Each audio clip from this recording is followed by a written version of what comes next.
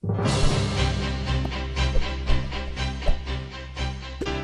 up guys, this is KhUnlimited. Today I have another video for you guys, and before I start the actual review, I just want to apologize for my voice. It kind of sounds kind of weird since I'm kind of fighting a cold right now, but I hope you guys can ignore that.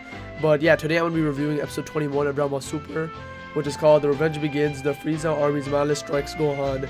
Now when it comes to this episode, this is actually one of the better episodes that has come for a while. The last two episodes were kind of very similar to the movie. This one again was similar to the movie, but there were more differences than similarities in my opinion. There's a lot of differences that really came, and that's what I'm going to be talking about. Now before I go to the differences, short summary of the episode, or basically if you want to compare it to the movie, is just when the Z fighters take on Frieza soldiers. So the soldiers come and the Z fighters fight, but unlike the movie, there was more story than fighting this time. So we kind of got some development for Krillin, which I'll be talking about, and kind of more conversation rather than pure fighting. And the fighting of the 1,000 soldiers didn't even finish yet, because we're going to be seeing more fighting with the soldier also, or the soldiers in the next episode. So I'll start off with Krillin. So basically, when it comes to Krillin in this episode, it was very different from the movie. In the movie, we just saw him go to the soldiers and him fight them, and there were really no problem for him, and he was able to fight the soldiers.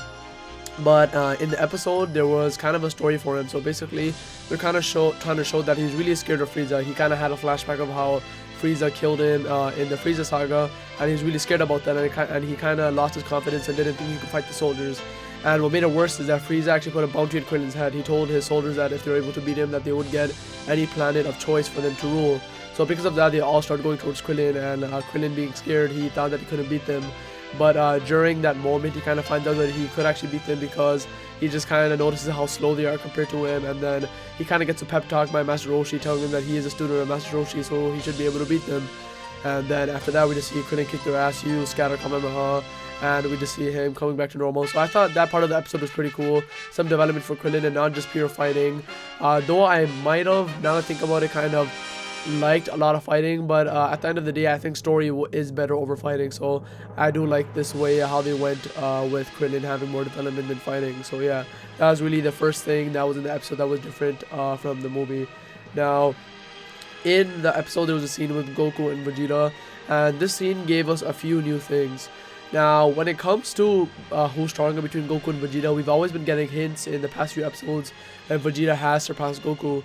And in this episode, we get another hint that Vegeta surpassed Goku. And basically, you see Vegeta and Goku sparring in the sky, and then Whis tells him to stop. They both land on the ground, and we see Goku on his knees, kind of breathing heavily, and Vegeta just standing up, even though he is a bit tired. And he questions Goku, can't you stand up? Is it really that hard for you? And Goku says that he actually can't stand up, and then Vegeta just smiles at him.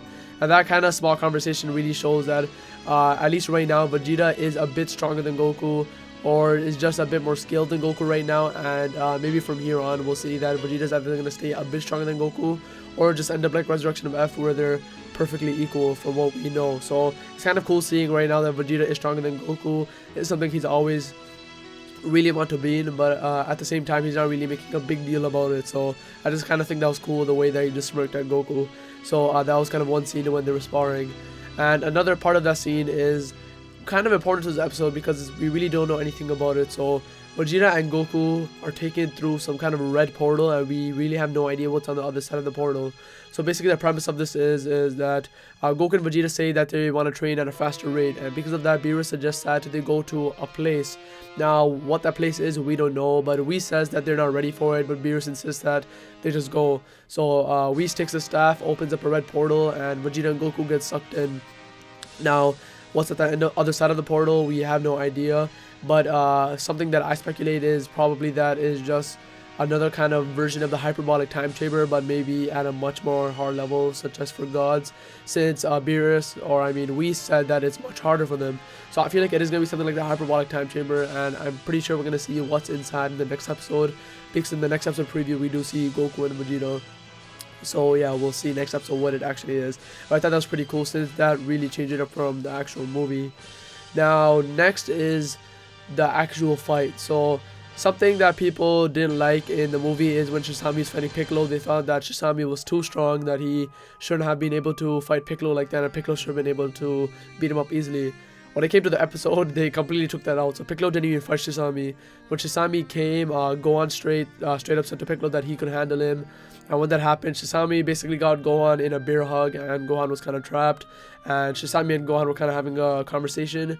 And then Tagoma shot a blast at Shisami, and the blast went right through Shisami and Gohan. So Shisami died, and Gohan was almost dead, but then they heal him with the Senzu Main. So kind of similar to the movie, but a bit different because Shisami actually dies by Tagoma, and as we know, Tagoma was dead in the movie, and Tagoma is the one who kind of almost killed Gohan instead of Frieza killing Gohan. So that was a pretty big deviation from the movie, and I thought that was pretty cool, and I do like this version kind of better. For some reason, it seemed to fit better with the whole idea of what was happening, and I just like this idea better overall, and I really like how they've been having a lot more differences in the actual episodes than in the movie. So right now I feel like the Resurrection of F arc is much better than the movie in my opinion, so I thought that part was actually pretty cool.